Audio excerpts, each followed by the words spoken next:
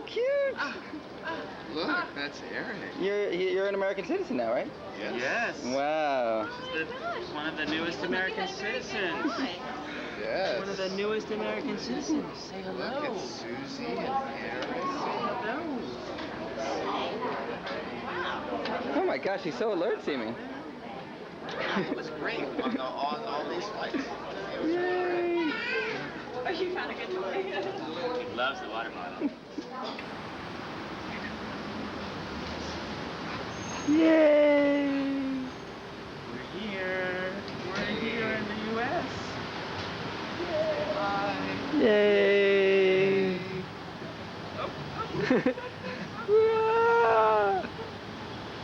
We're here. Welcome home.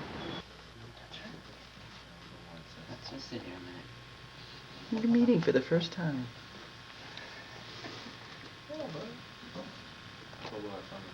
They both like those drinks. Now, is he generally good? Anyway? Yeah. You're being I mean, filmed. it's not just because he's exhausted. Michael's going to be able to hear about this years from now. Additional times, but He's a good cat. But he's I generally... actually thought he'd be screaming when we came in because he doesn't like. We've changed places so many times. Yeah. He's not like.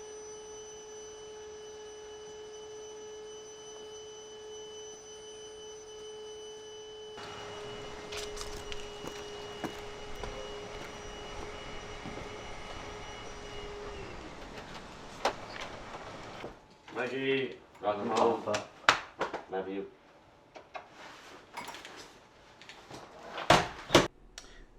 Good afternoon, JD. My name is Richard Gervaisi. I have a couple of old mini DVDs and 4 old VHS tapes and a couple memory sticks, and wanted to see what your conversion process is, timing and prices.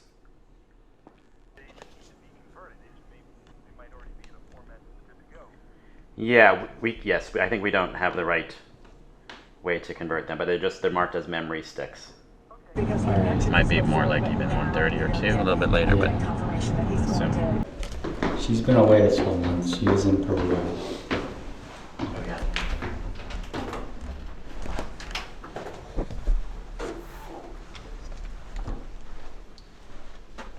It's really indescribable. I mean, it's just, you don't get it. Like, nobody can prepare you for it. It was fantastic. I always wanted to have children, so that was not a, I grew up in a large family. I loved them all. I was excited. I had my first daughter. My first child was a girl, and then I had 3 boys after that, and I loved them all, and I love them forever.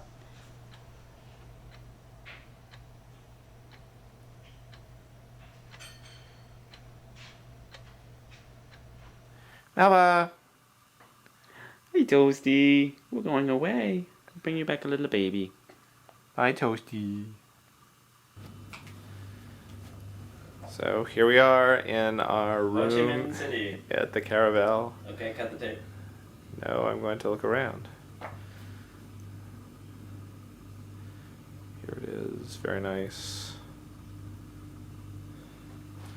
And here is the crib. No baby yet. Baby will come in the morning. So for now we're going to rest and catch up from the very long flight. And what else are we going to do? We're going to see the city while we're still free. For me, the hardest part of coming out, and this was several decades ago now, was the thought that I would never be a father, which is something that I couldn't have imagined my life without, so it felt very irreconcilable at the time. So as at that time, there were some examples of openly gay, lesbian people becoming parents, and we were following that really closely because it was a goal that we shared. And so we were in our early 30s and had made the decision to have a wedding, which was not legal at the time, also not illegal, but we had a full wedding, that Religious ceremony. religious ceremony, no legal significance at that point, but did all the wedding things that we wanted to do. And it was really within the next year that we started to take some steps to consider how we could become parents.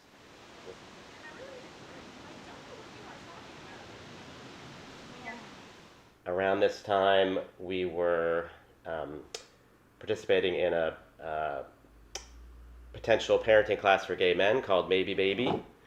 We made some good friends there and learned about some ways that parents were adopting.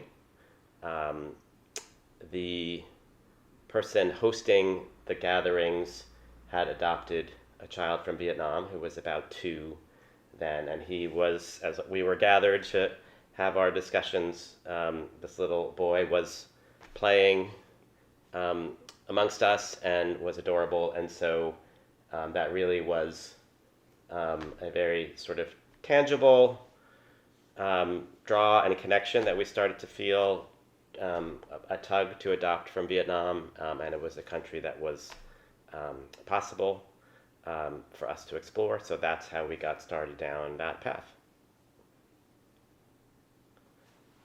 Stuart should add. No, I agree. Yeah, That's a good summary. I remember being in one of our last, single parent. One of our last childless things for fun was that we were part of a beach house in Rehoboth, Delaware. We had a share, and so we were out there a lot of weekends. And I remember sitting.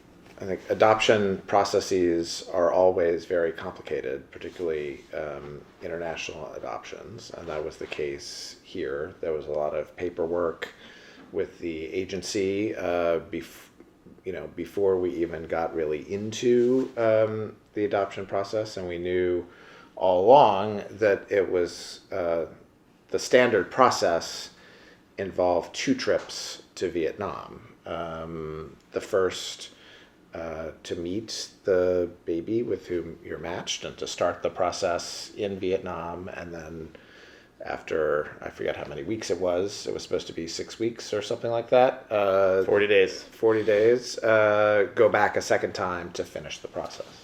So once we got all the mountains of paperwork in, we were waiting for what's called a referral, which is a match with a baby in need of parents. And so we didn't have to wait super long, and it was mid-December, I think, right before Christmas, and we got a photo of baby Michael and just a little bit of information about your weight.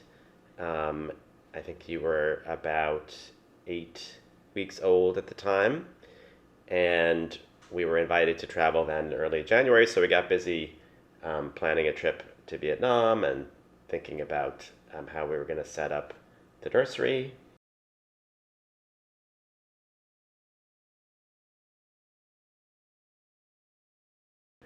I had to go to a whole bunch of appointments to get things stamped and sealed. And for a couple of those, I was with your birth mother, who also had with her her 3-year-old daughter, Nhung. So we met them, and there was some taxiing around to different appointments. The Vietnamese are very fond of seals and stamps and wax ribbons, and to make all the documents legal. And the point of that whole trip was to officially file for the adoption in Vietnam, so that that part of the process could be completed. After the first trip, we came home, and we of course fell in love with you, and all the paperwork was filed, and so we had high hopes. The next step was supposed to be 40 days later, and it was going to be the time when we brought you home. So I gave notice at my job and applied for a different one that would start after I had a few months at home with you. Our friends had a baby shower. We set up the crib and decorated your room, and just generally got prepared to be parents 40 days later. And then we planned the second trip, which was supposed to have been about a week and we were going to be bringing you home. So we had a house sitter for a week to take care of the cat, and didn't expect Different to be cat. away for very long. Yes, speaking of cats. And it did not turn out the way we had hoped.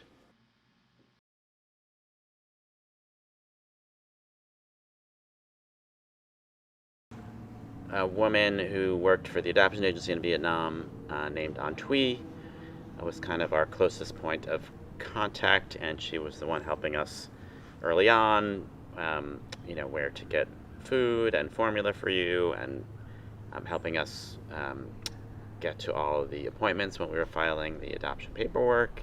She was just super kind and clearly enamored of you, and always checking in on us. And so when we had to finally make the decision after coming back from Bangkok, and knowing that I had to come back to the U.S. to fight the INS from American soil, we asked her if she would be willing to take care of you while I came back. When we got back home, we were exploring every possibility. Daddy was working more on the brief, and a big project I had during this time was to gather support from law professors around the country for our case. The INS officer in Vietnam, as we've talked about, had no evidence that there was anything wrong with the adoption, which, again, we said earlier, of course, if there had been any concerns with the adoption, we would have shared those concerns. But once we were clear that there weren't, the process was incredibly frustrating because we were being treated in a way that American citizens are not used to being treated, in terms of a total lack of due process. There's something wrong with your adoption, but we're not going to tell you what it is, and you can't have the visa. That was basically the extent of the discussion.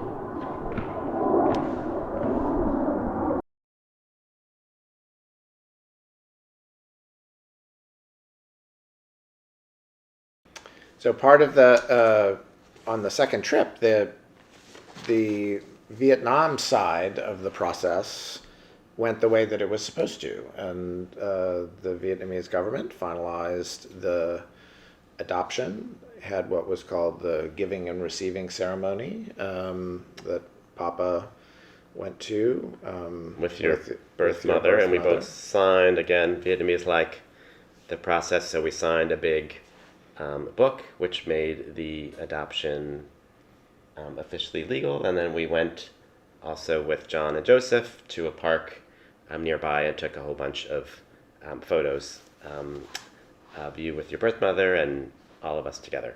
But the second part of the process that was necessary in order to be able to bring you to the United States was to get the approval from the what was then called the Immigration and Naturalization Service. It's now within DHS, the Department of Homeland Security.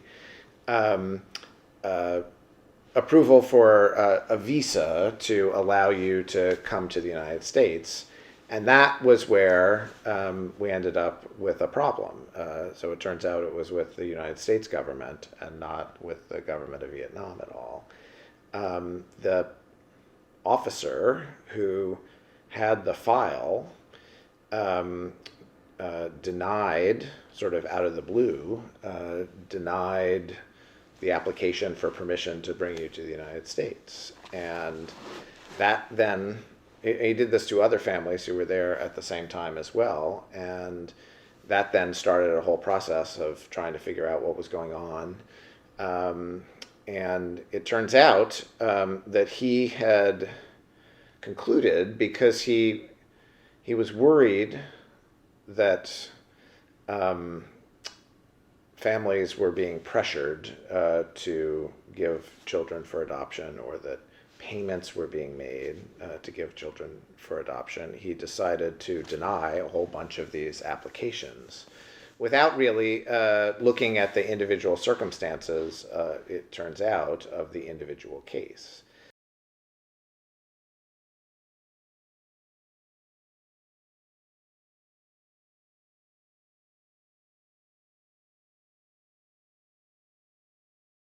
The reason we went down that path with the attorney was that another family had gotten an affidavit from their birth mother. They're a little bit ahead of us in the process, and the same INS official accepted that. So we had high hopes that that would work.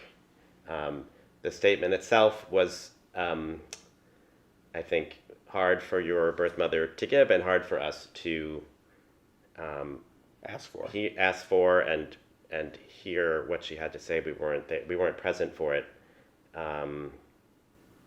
But she shared that although she had your birth sister Young, who was 3 years old at the time, that her father had remarried, and the new wife said that if she brought another child into the home, she would not be welcome. She would be out on the street. And so she had we learned that she had just a tremendous amount of stress during your pregnancy, considered having an abortion, which of course was just very hard for us to hear and learn about. And we felt terribly that we were, putting her through having to state all this to prove that the adoption was voluntary. And not what the INS alleged, that she, made a baby to sell.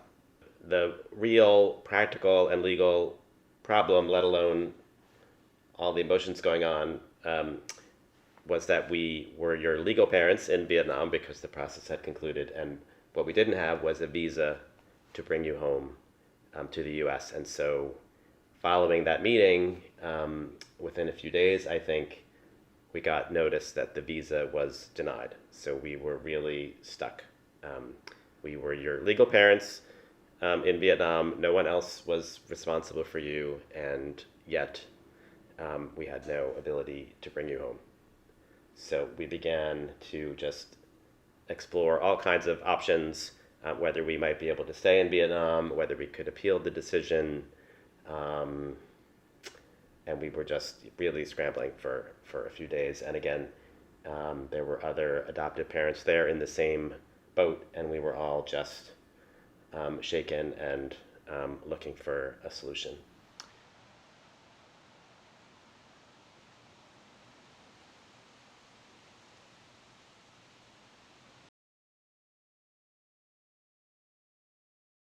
Everybody was, trying to grasp onto some path. There was a way that if I had stayed in Vietnam for 2 years, so we were considering that was a way to finalize, be able to get a visa, and then we were looking into other countries where we might be able to bring you, because again,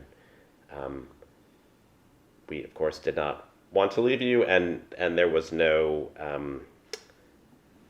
one else to care for you in Vietnam. The INS and even the adoption agency at one point said, just walk away, let it go. And of course we were shocked and horrified and super angry at the adoption agency for saying that. They kind of abandoned us at this point, that we should just walk away. I don't know what they thought that meant for where we were going to leave you, but of course that was horrible and agonizing. We made the very hard decision that I needed to come home and work with Daddy to try to reverse things from DC. Most of the other babies who were in the situation were left with one particular foster mother who worked for the adoption agency in Vietnam. I was a little concerned that there were a lot of kids there, and that was part of my reluctance in leaving you. But fortunately, An Thuy, who was our adoption staff person that we were working with most closely, and we'd become friends, and she was attached to you, agreed that she would take you in with her family. So it was super hard to leave you, but had some comfort knowing that this super kind woman was going to take care of you, and we, set her up with funds for food. And again, not knowing, we were hoping it was going to be a very short period of time that we'd be leaving you. But again, another one of the hardest things I had to do was say goodbye and get on the plane to come home, not knowing when I would see you again.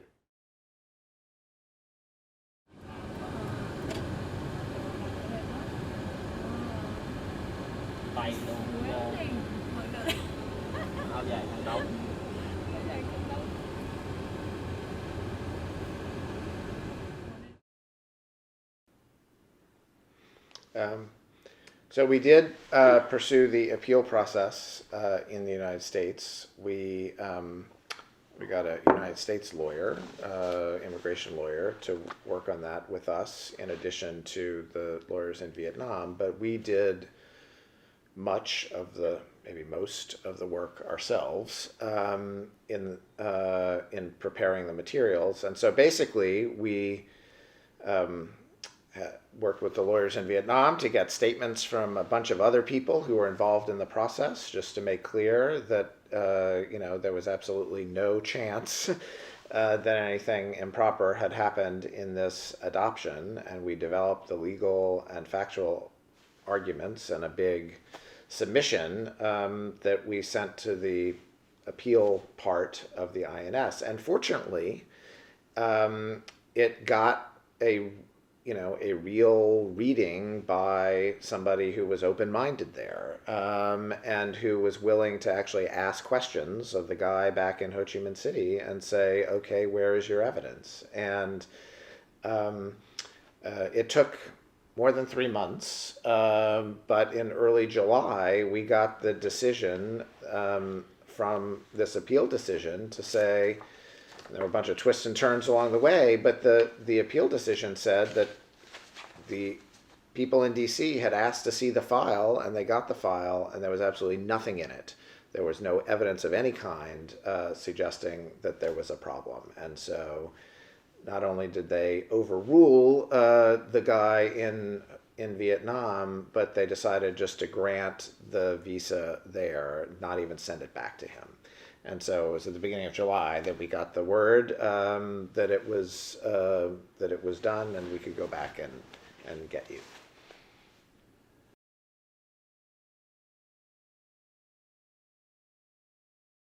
We are back at the Caravel in Ho Chi Minh City. In 5 minutes, Michael will arrive. And thanks to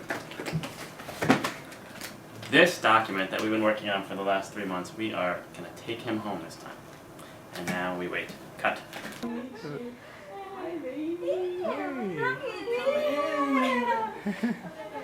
There he is. Oh my goodness, all this stuff. Hi. Hi. Hi. There you are.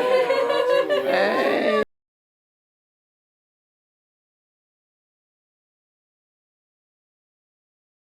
Go Come to the video. Michael. over here.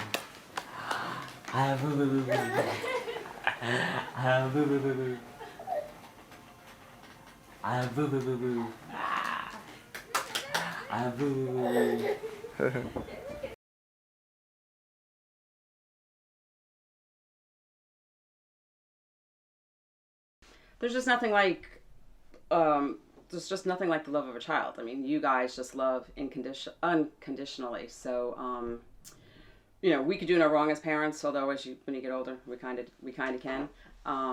But it's just an amazing feeling. You just have this protective instinct, like you just, I don't know how to explain it. I'm so bad at this, but yeah, it's like your life just changes in an instant. The moment that you bring a child home, your life changes. I mean, from not sleeping to worrying all the time, but the first little giggle, the first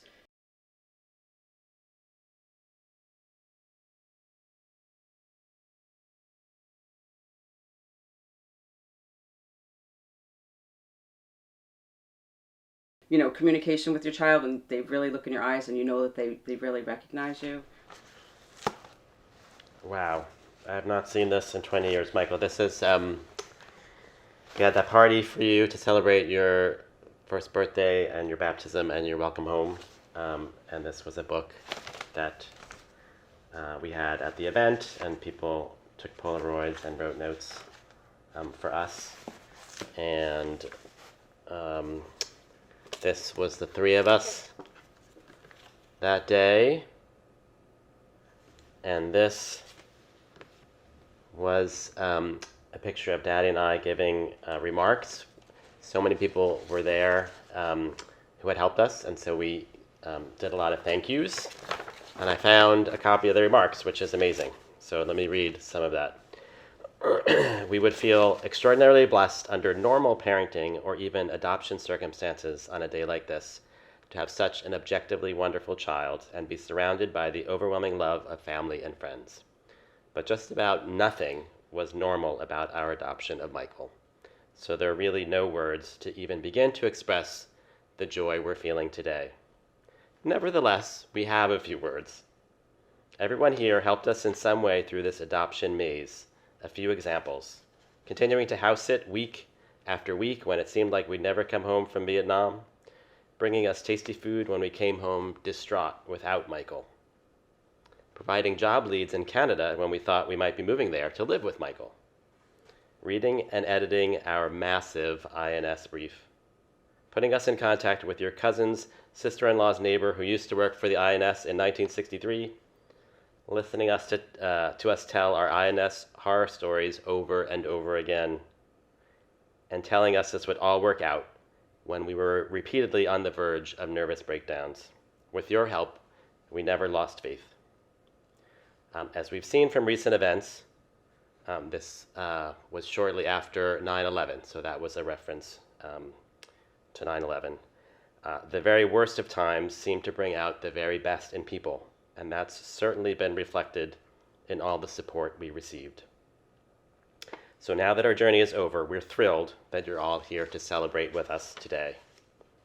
And then we go on to thank a lot of people. And at the end, I said, we'd like to announce that there's a door prize at the bar for anyone whose name has more syllables than Michael Tuinkhan Dallery Gervaisi. In case anyone thinks they have a chance of winning, documentary evidence acceptable to the INS will be required in order to collect the prize. And then at the very end, many people tell us how lucky Michael is, and we couldn't disagree more. If we are able to do our job as parents, he'll be getting no more than every child deserves. We are the ones who feel lucky, and we are the ones who have received the greatest gift. Thanks to all for helping to make it happen. With that, we'd like for everyone to raise a glass to our son Michael. Those of you who think who should be drinking Similac know who you are. To Michael, welcome home.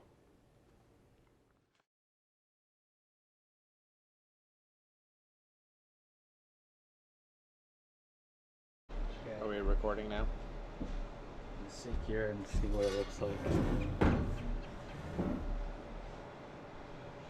What? We can have a conversation? Yeah. Yep. I didn't even look at it. My transport back